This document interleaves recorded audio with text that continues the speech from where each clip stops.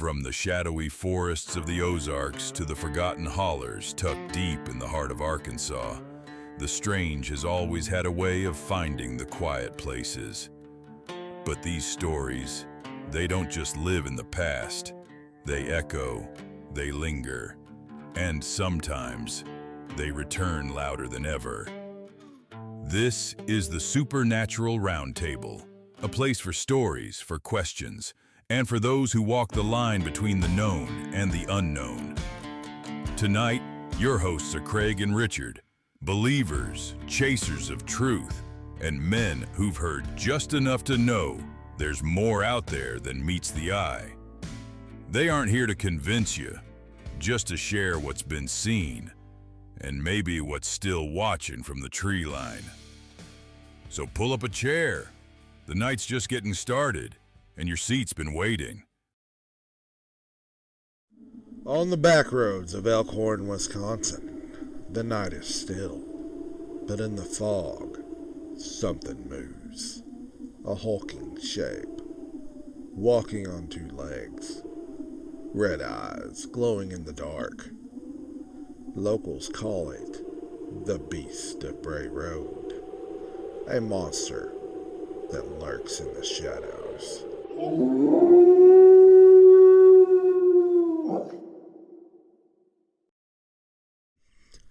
Hello everyone, and welcome to the Supernatural Roundtable. Today we are talking about the Beast of Bray Road. Dogman-like creature that has been terrorizing Bray Road in, I believe, Elkhorn, Wisconsin since the 1930s. It's 1936 to be precise. 1936. It's a very interesting cryptid, that's for daggum sure, according to all the reports and everything I've read on it. Craig, if you want, go ahead and take us off. All right. The Beast of Bray Road. It's a hairy humanoid with canine features, also known as man wolf, bear wolf, and indigenous dogman.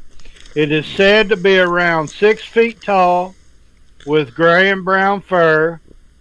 Its face resembles a wolf, with shiny yellow eyes and pointed ears. Its body, though furry, looks like a muscular man.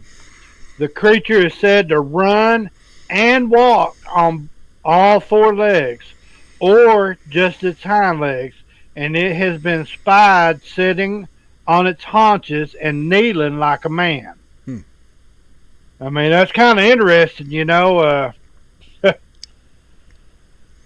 Could it be mistaken identity for a Bigfoot? You know, it's kind of hard to say on that. You know, of course, a lot of people believe it to be a Wendigo. Or Wendigo, how, you know, some people pronounce it different ways. Or Wendigo or some, yeah. Yeah, right. And the locals of Wisconsin, they called it the Bluff Monster or the Eddy. Eddy. Now, that's kind of interesting. I don't know how they come up with that one. But anyway, you know, a lot of people, they think it's misidentified and is a wolf or a bear or large feral dog. We're going to dip into the story much more. It is unique that it can apparently go on all 4s and then 2s. It's kind of strange for sure. Yeah, definitely. And of course, you know, the very first sighting, this is kind of interesting, you know. It was in 1936, you know, a man named Mark Shackleman claimed to have seen a talking half-wolf, half-man creature east of Jefferson, Wisconsin, along Highway 18. He was driving down the road when he spotted something in the act of digging at an old Indian mound. The creature was covered in hair all over 6 feet tall when standing upright, with a muzzled face and features combining those of a dog and an ape.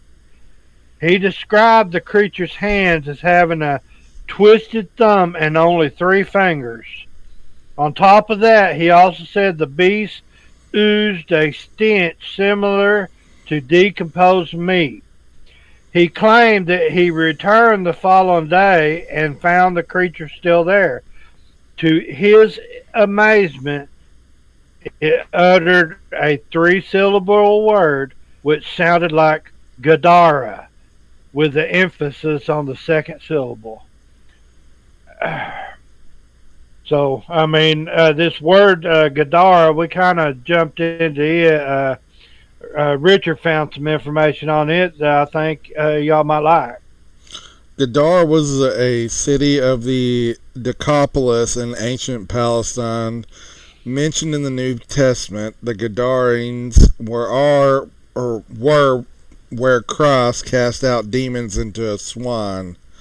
Some researchers think that the sound might have evoked a subconscious recognition in Shackleman, linking the beast to demonic possession or an unclean spirit.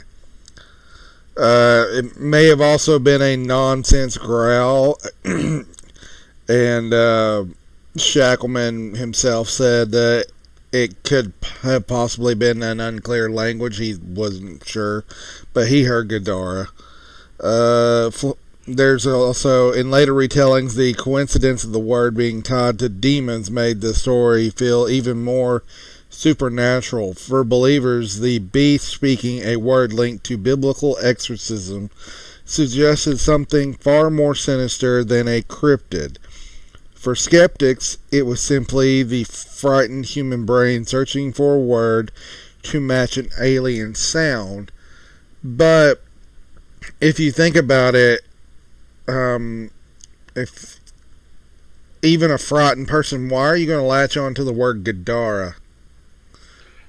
That's a good question. You know, I mean, to single out a word like that, I mean, a fairly obscure one too. I mean, unless you're, you know, I'm sure someone like your dad, my grandpa would probably be able to, you know, would know Gadara, but the average person's not going to latch onto the word Gadara. You know what I mean? Exactly. Yeah. It's definitely, I mean, you know, that if you kind of think about it, it puts a different perspective on it. You know, I mean, what are we talking about? A demon-like creature? We talking about, you know, something that was cast out of this place? You know, I don't know. I don't know. And the story I also got,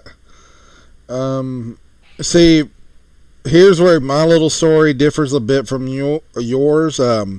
Shackleman was a night watchman at St. Coletta, which I'm pretty sure was a Catholic church, or at least property. But the creature was hunched over an old Native American burial ground, or mound.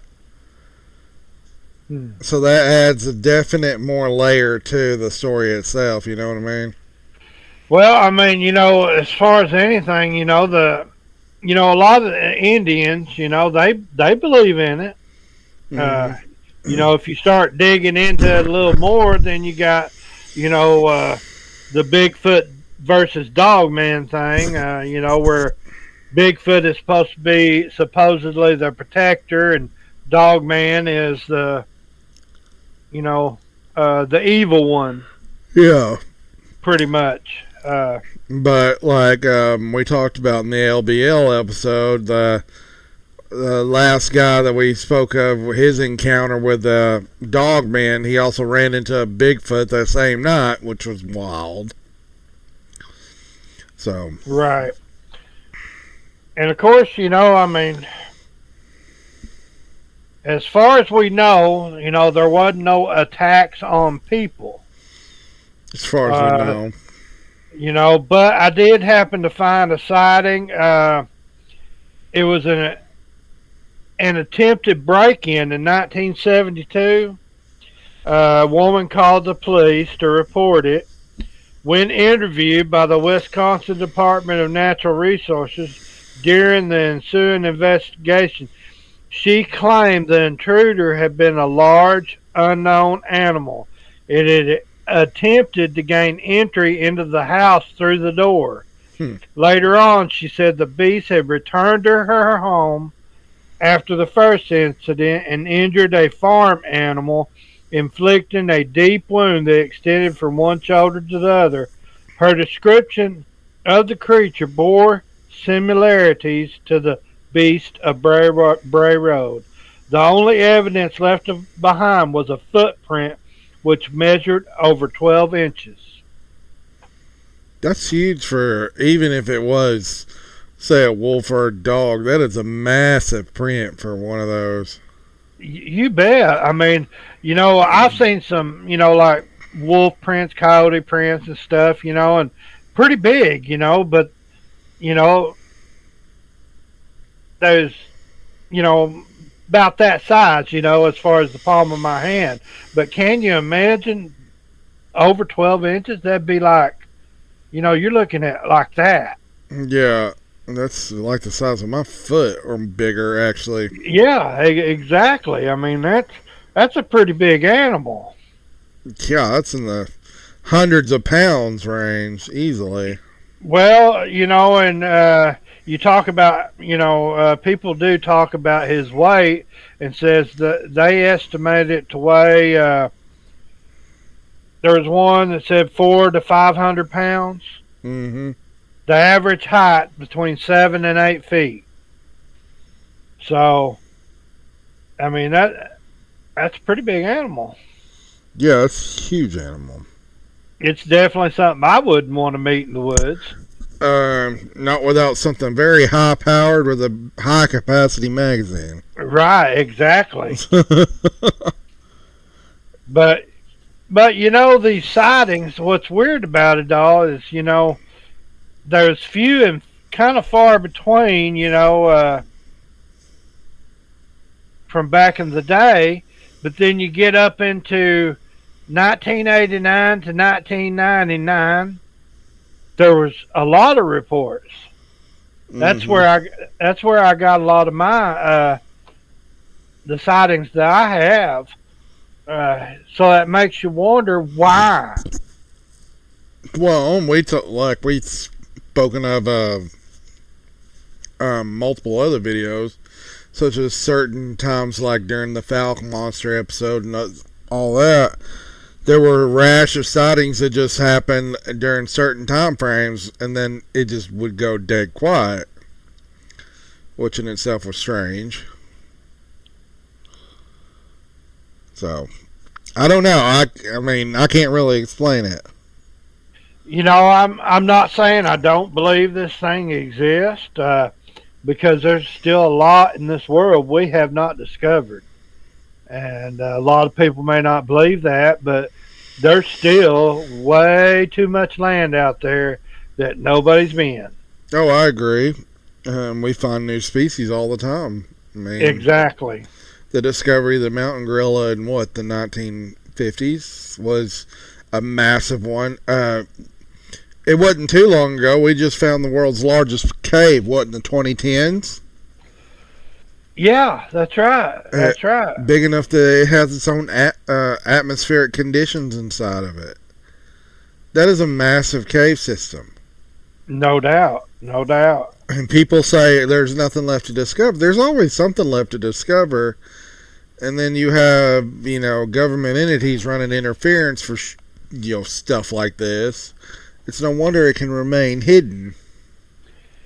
Yeah, right. I mean, it's just like the Bigfoot theory, I mean, of course, man, keeps encroaching more and more into their territory, and I think that's where reason why a lot of sightings come about. Mm-hmm.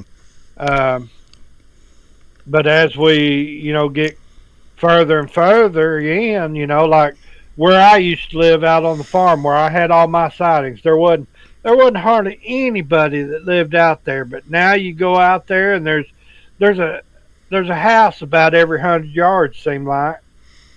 Yeah, You there's know it. a lot more houses there now. Yeah. I got another interesting story. This was on October 31st, 1999. 18-year-old Dorothy Gibson was driving on the Bray Road near Delavan, Wisconsin. As her vehicle approached the intersection with the hospital, her right tire was jolted off the road as though she had rode over a large object. She stopped, got out of the car to see what she had hit. As she peered into the darkness, she noticed a large, hairy figure moving quickly towards her. Scared, she rushed back into her car, and as she pulled away, the beast leaped up onto her trunk, but it was unable to hold on to the wet car exterior and it slid off. She returned later that evening while trick or treating with another girl and saw a hulking figure along the road. Jesus Christ. Boy, that'd be kind of creepy, something hopping on your vehicle. Kind of creepy. That'd be scarier than hell. Yeah, no doubt.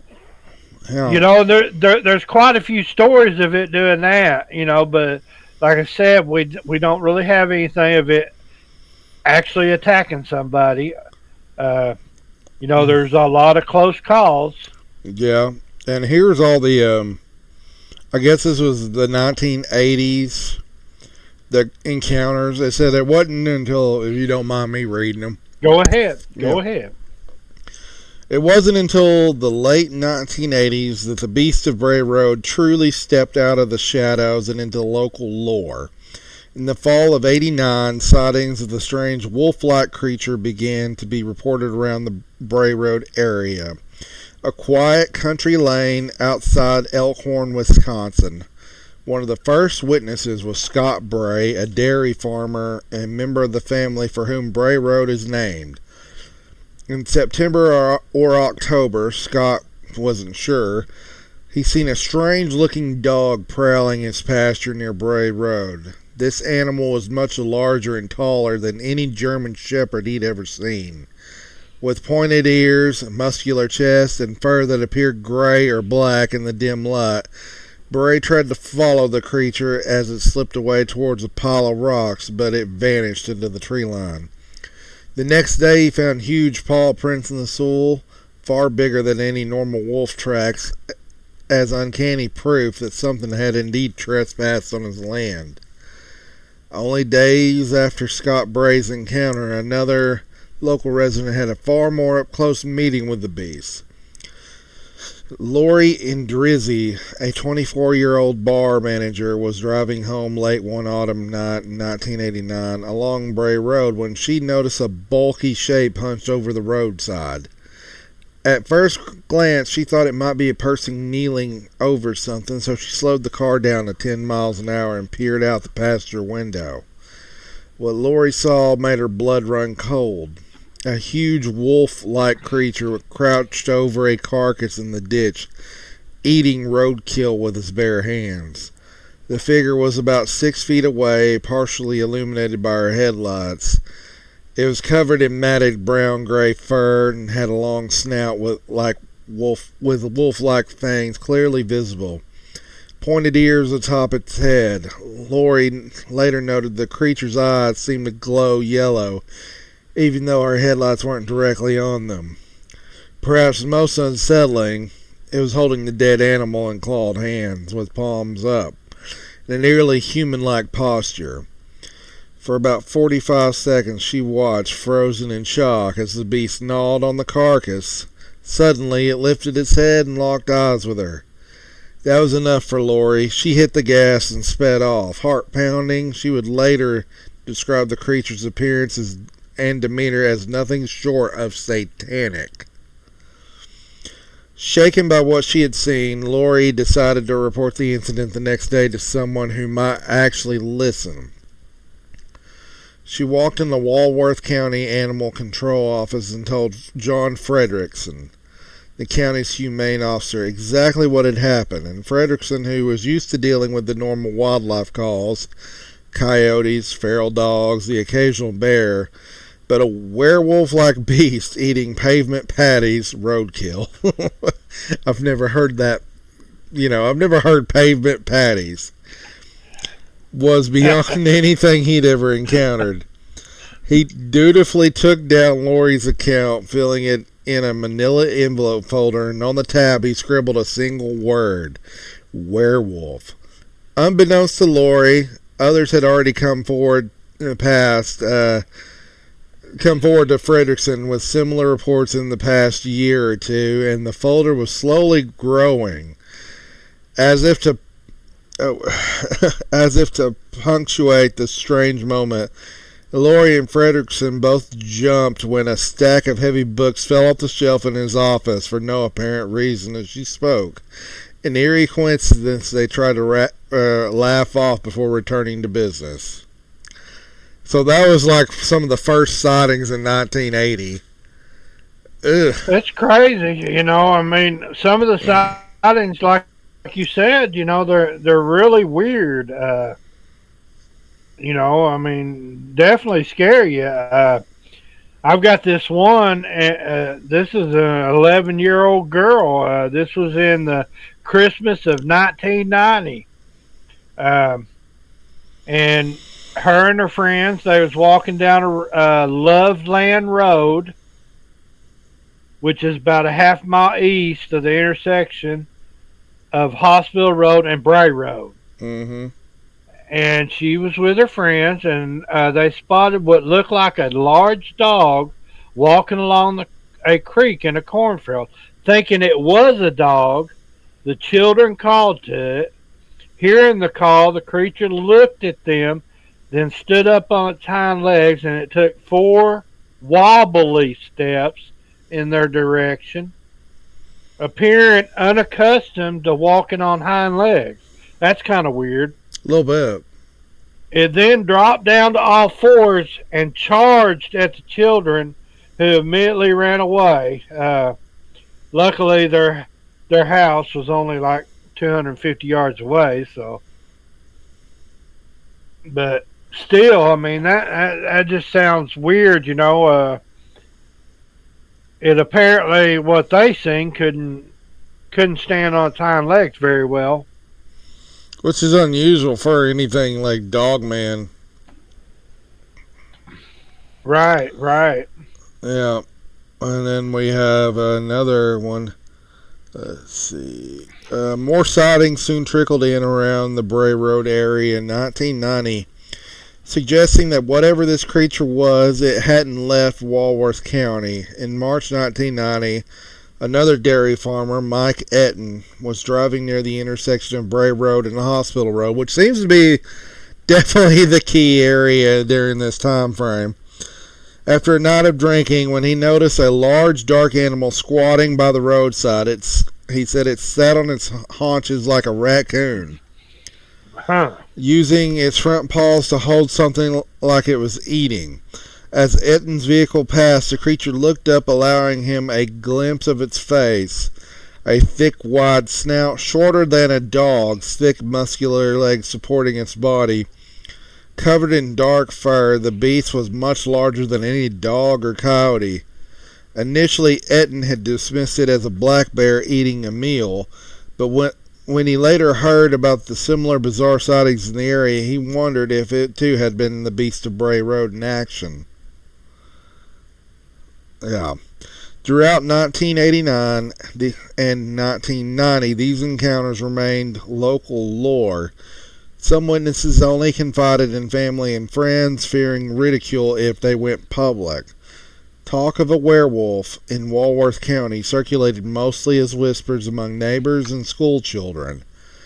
But that was all about to change. A series of events in 1991 would soon catapult the Beast of Bray Road from rumor to nationwide legend. So, then we're moving on to the events of 1991 and 1992. So what do you think of it so far? I mean, I'm not going to say it doesn't exist. it'd be hard to come up with stories like this. Yeah, I know. You know, it's like a Bigfoot story. You know, in a way, you just, a lot of people ain't never going to believe it until they actually see one. That's for sure. Yeah. Do I believe it? I mean, there's a possibility. I mean, some of these stories are I just don't think someone could think about all this off the top of their head, You would think, and then all these people seeing the same thing, generally. No doubt. I don't know. It is very curious this thing decides that it seems to be choosing that same area throughout this time frame to live and hunt in. I wish I'd looked up more on Google Earth and seen what this area looked like. Yeah, I kind of wish I would have too. It's just kind of weird. Makes you wonder. I mean, if it was close to like a cave system or anything like that, I don't know. And maybe it was hiding the whole time, and it just it leaves you kind of thinking and scratching your head, definitely. Yeah. But I mean, this thing, it's much like a Bigfoot. It's supposedly really strong. Yeah, and of course you did the Doris, didn't you do the Dorothy Gibson one story? Yeah, I just did that a while ago. Yeah, you did. Okay. Yeah, I did. So that was leading into it. So. Yeah, I mean, there's just so many sightings during that time period. My only thing is, maybe it was that time of year for it to be there. Just like Bigfoot, I believe animals migrate. Yeah, because we just went up into the mountains a couple days ago, and the times we've gone before in spring, we've always had sun, and this time, almost going into the fall, we didn't have squat hardly. Everything was old. Yeah, a lot of old stuff. But like Richard said, last spring it was me and Sean, our other buddy that runs the sister show with us, Sean Vines. Me and him went up there, and we had a creepy experience up there too. We actually heard something. I couldn't even begin to describe the sound. But even before that, me, Richard, and about 3 others, we had went up in the spring again. The spring before that, and we had evidence. Mm-hmm. Matter of fact, that's where we found our print. Yeah. So, I think these animals do migrate. They move around for food sources. Yeah. So. Oh, and back to how we were talking about Doris. She did find claw marks gouged into the trunk of her car. Oh, I didn't read that part. Okay. From where it had jumped on. I'm going to kind of continue on with Doris. Okay, go ahead. For a while, Doris told no one but a close friend about her frightening chase on Bray Road. Given it was Halloween night, she wasn't sure if anyone would take her seriously. So, she kept it to herself, but realized she might not be alone. She finally opened up, and during a bus ride, she softly confided in her bus driver, Pat Lester, about what had happened to her on Halloween night. Pat happened to live in the same Bray Road neighborhood and knew Doris's family. So she listened while concerned. English is hard. She listened with concern as the teen described the wolf-like beast that attacked her car. Doris was shaking as she recounted how the creature chased her down and how she doesn't take Bray Road in the dark anymore. Pat Lester believed the frightened girl, and as it happened, Pat herself had noticed odd things lately. Eerie, distant howls at night echoing from the fields near Bray Road. The bus driver realized there might be something larger story unfolding in their quiet town. Pat Lester knew someone who could help. A local news reporter, Linda Godfrey. At the time, Linda Godfrey was staff writer and cartoonist for The Week, a weekly newspaper in Walworth County, and by late 1991, word of the strange sightings around Bray Road were spreading through Elkhorn. And Godfrey's editor had caught wind of the teenagers whispering about werewolf on the school bus. Though initially skeptical, Linda agreed to investigate this quirky small-town tale. She first visited John Fredrickson at Animal Control, and he stunned her by pulling out the manila file labeled werewolf. That file with the sightings report. Here was the evidence of multiple eyewitnesses, good, honest working folk that had seen something scary and unusual. As Godfrey later wrote, armed with the leads from Fredrickson's file, Pat Lester's tips, and Linda began contacting witnesses. She interviewed Doris Gibson about her Halloween attack, Laura Ndrizzi about her roadside encounter, and the Bowie family about young Heather's experience. That was the one with the kid that said it stood upright. Yep. Yeah. As she spoke to each person, Linda's skepticism gave way to the astonishment. The accounts were consistent and sincere.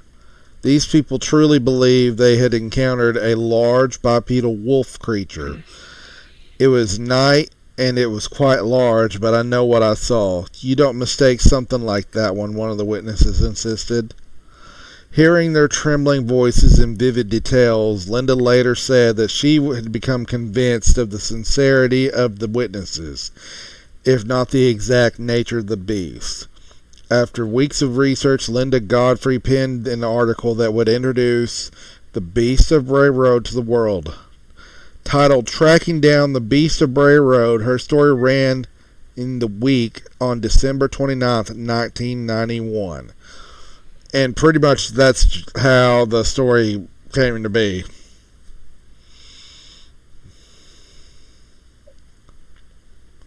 So, yeah. It was, that's a hell of a way to start it. Well, she was, from what I've read, she was real skeptical about it all before any of that, before talking to the witnesses and everything. She was, she didn't believe it. Well, I mean, how many people would, you start saying, hey, there's a werewolf-like creature over there. Most sane people are not they're gonna be like, oh, you've been watching way too many movies or something along those lines. But when you keep getting witnesses, one witness, two witnesses, they keep just coming out of the woodwork, Well, as far as, Dogman or anything like that, of course we know, and I'm not just talking about the Beast of Bray Road either. I'm talking about Dogman in general. We know it goes, the lore of it goes way back. We even dived into that last time. So the possibilities are there. A lot of people, they believe in shapeshifters and all that. I don't really believe it's anything like that. I believe it's an actual animal, just like Bigfoot. And I believe in, Bigfoot as well. Of course, I have my sightings. Yeah. But, I don't believe it's a werewolf, a man turning into a dog or whatever. I believe it's it's a separate animal in itself. If it's out there, not necessarily saying it is. Right, so you think it's like something along the veins of Bigfoot that could be an ancient species that's been coming down through time with us too. Well, you dive into, you look it up, and the Indians, like I said before, the Indians believe, Bigfoot was the protector of the woods.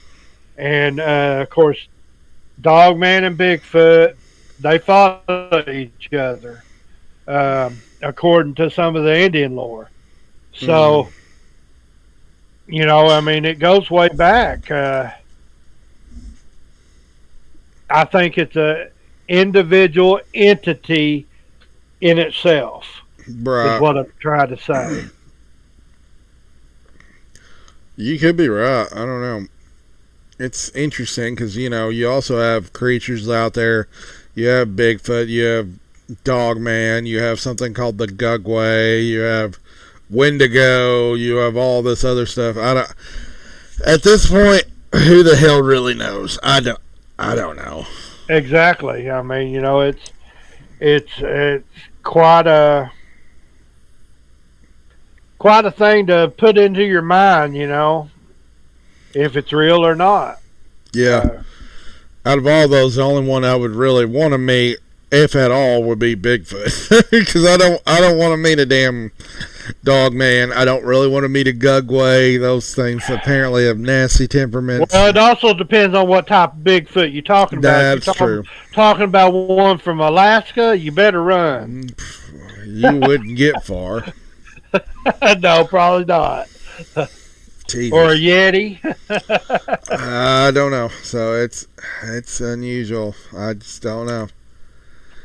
Yeah. The stories are incredible, You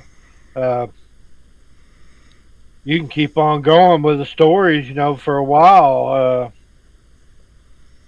Like this. Now, I don't know about this story, like it happened to a bar manager in 1989. Lori Endrizzi. Yeah, that's the one I just told him a little while ago. Yeah. She said this thing was roughly 6 feet away. Can you imagine that? Yeah, that would be pretty close, but he didn't seem to pay her much mind at all. Well, apparently he was holding food in his hand, or holding food in its palms. According to what I've got, Yeah. So it's definitely Eating roadkill. Yeah, definitely. Anyway, so then we get the reporter interested in it. Yeah. So yeah, and then here's another story. I guess this may be part of the family that Bray Road is named after, because this was a dairy farmer named Scott Bray. Yeah, that's one of the ones I told her at the beginning. He's one of the first ones. Yeah, but he starts. He puts a little more description into it than most of the others. Talking about a prominent, showing a strong chest. Mm-hmm. It's kind of, it definitely goes out there, I tell you. Yeah. The Bray Road story soon escaped the confines of, I'm going to continue reading here. Go ahead.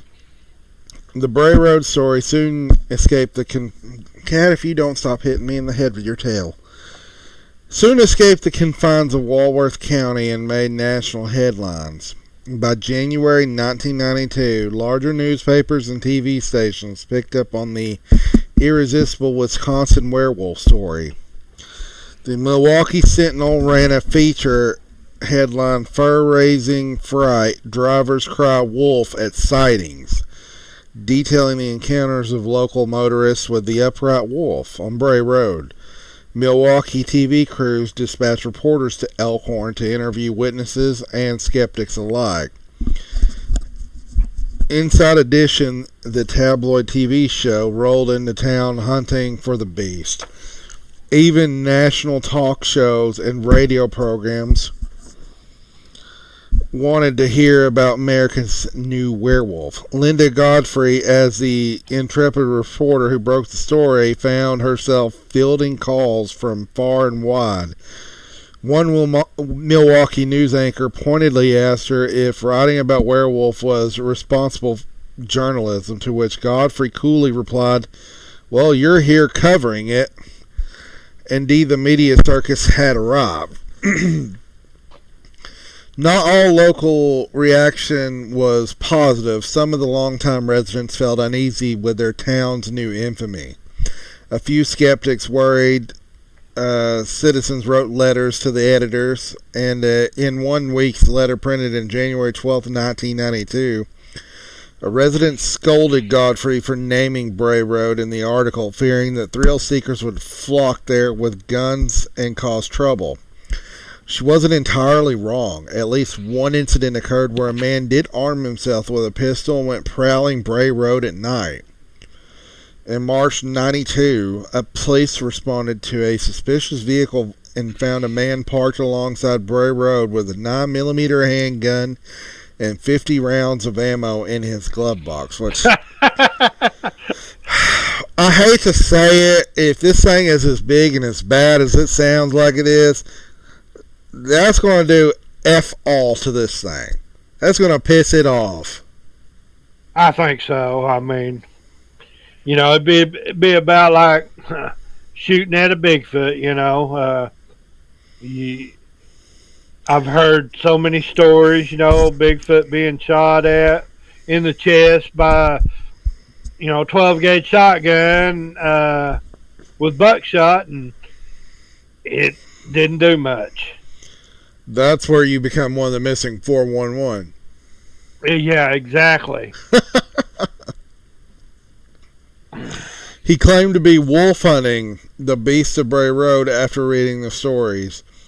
This modern-day werewolf vigilante was dissuaded before anyone got hurt, but it showed how fervent the legend had become in the short time.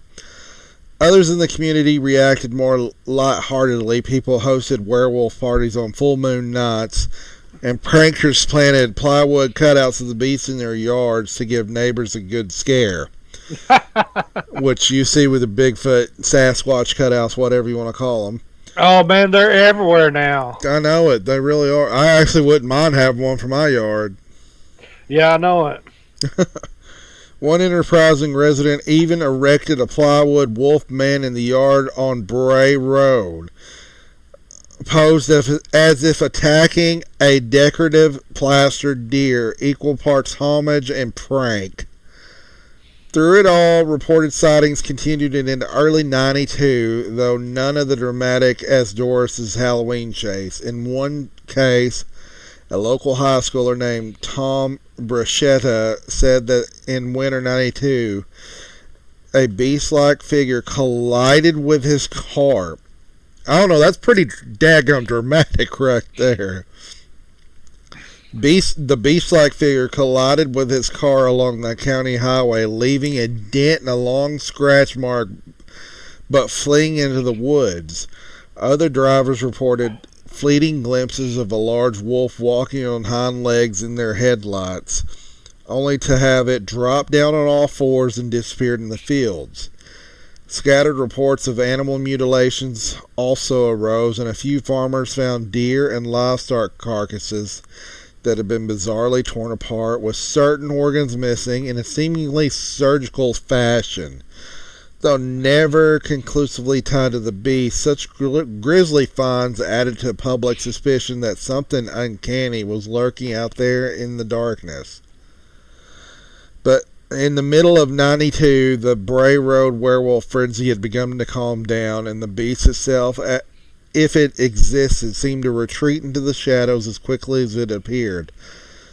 Linda Godfrey had chronicled the wave of encounters in several follow-up articles in the week, but and by the summer, those stories had run their course. Skeptics felt vindicated that no clear photographs or captures had occurred, despite all the media attention, and as everyday life in the Elkhorn returned to normal, the Beast of Bray Road began its transformation from active mystery to enduring legend. So, it kind of did what the Falk Monster thing did and kind of trickled off for a while, it seems like. Yeah, because, I mean, you had your, way back in when the attack happened on, what's that family? I can't believe Ford family. Yeah, thank you, Ford family. Yeah, definitely, and I still think it's all about migration. Could be.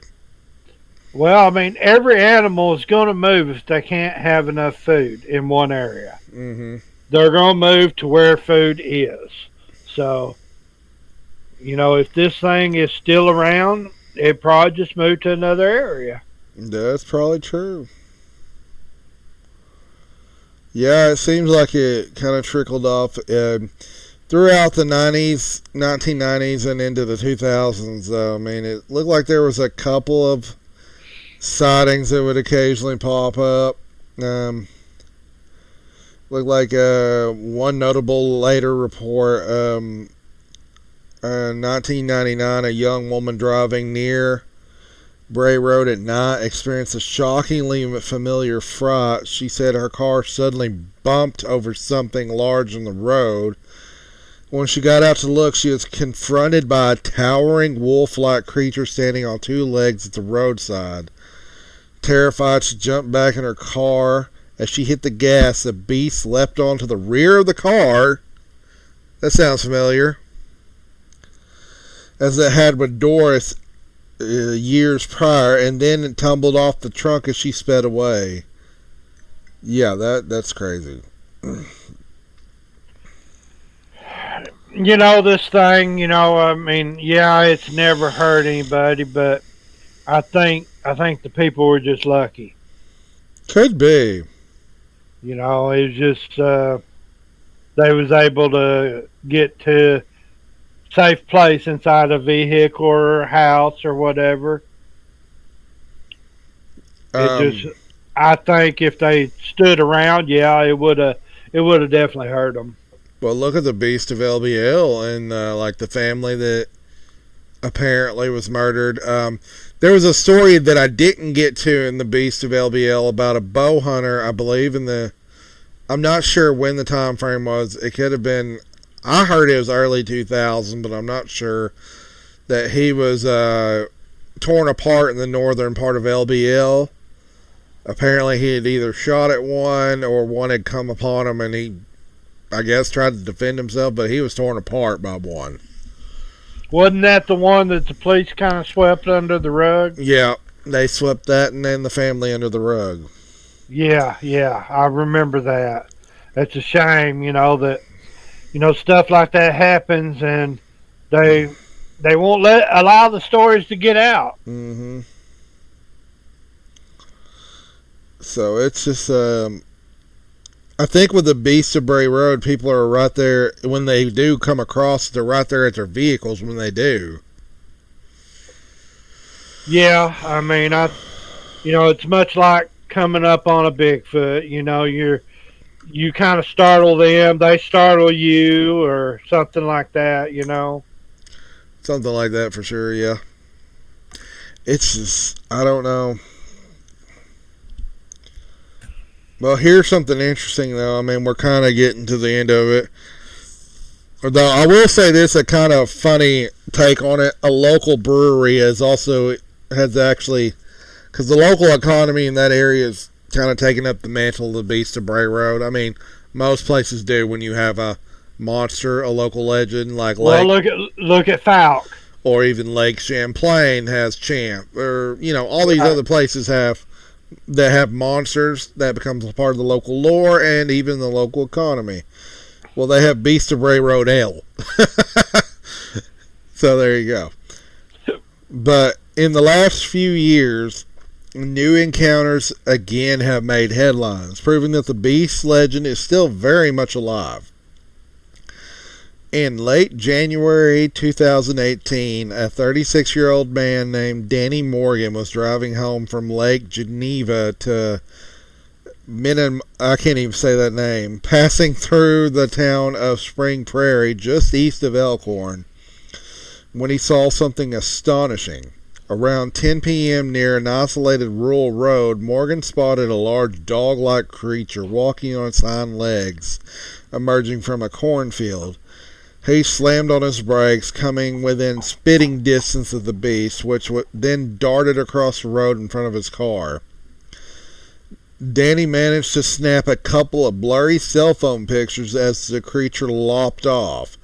One picture, later published in the local newspaper, shows what appears to be a bipedal, wolf-like creature mid-stride on a dark county road. While skeptics dismiss the image as too unclear to be conclusive, the sighting reignited interest, and Morgan was adamant at what he saw. It was huge, he estimated. The figure was at least 6 to 7 feet tall. Moving faster than any human, this was the first alleged Bray Road beast photo to ever be taken place. And it stirred debate.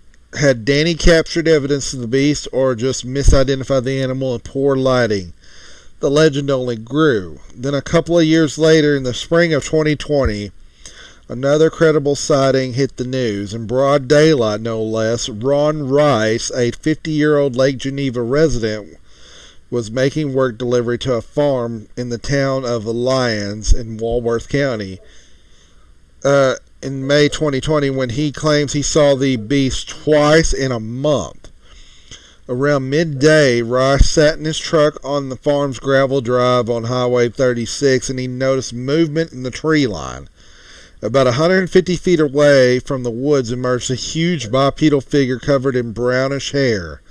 This thing was huge. It was over 7 feet tall, and it was brown and hairy with coarse hair. It walked out, picked something up, and then turned its back to me and went back into the woods.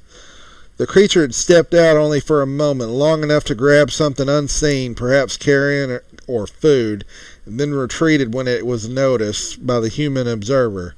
2 weeks later, Ross saw the beast again near the same spot and repeating the behavior. It walked out of the woods in the afternoon, briefly surveyed the area, and disappeared among the trees. Ron Ross's account made local Burlington Standard Press in July 2020, alongside Morgan's 2018 sighting, as evidence that the Beast of Bray Road was still lurking in Walworth County. The newspaper even noted that the reports provided a welcome, if uncanny, distraction amid the grim COVID-19 headlines of 2020. Local authorities did not formally investigate the 2018 or the 2020 sightings. What can local authorities do with that? But Right. yeah. They also neatly bookended 30 years since the beast first made news in 1991. Fittingly, in October 2021, just before Halloween, reporter Mike Huberty interviewed Linda Godfrey for the 30th anniversary feature on the beast. Godfrey, now an experienced researcher, reflected on the 3 decades of the legend. Back in 91, she noted, a certain number of people, good, honest, hard-working people, had seen something unusual, something scary, and something hairy. The conviction hadn't wavered, and even if the exact nature of the beast remained elusive, consistency of the eyewitness stories over time had remained unshakable. From 1936 to 2020, from Shackleman to Rice, people separated by generations have described a remarkably similar creature. Tall, 6 to 7 feet, furry, wolf-like, often seen eating or scavenging, which that's weird. Capable of moving on 4 legs or 2, unafraid to approach or chase humans. The beast is usually said to have glowing eyes, red or yellow, long claws, and a terrifying, snarling presence. It has never directly hurt a person, no reported attacks beyond fright, but many witnesses report it charged them or jumped on their vehicle aggressively. In several cases, it seemed to be attracted by roadkill or livestock, suggesting it is a hunter or a scavenger. As of today, the Beast of Bray Road sits comfortably in the pantheon of famous American cryptids alongside the likes of Bigfoot and the Jersey Devil, yet remains unique as a modern werewolf tale with considerable documentation. So that is the Beast of Bray Road. Yes. Personally, with Dogman all over the country the way it is, I lean to it being a population of dogmen up there.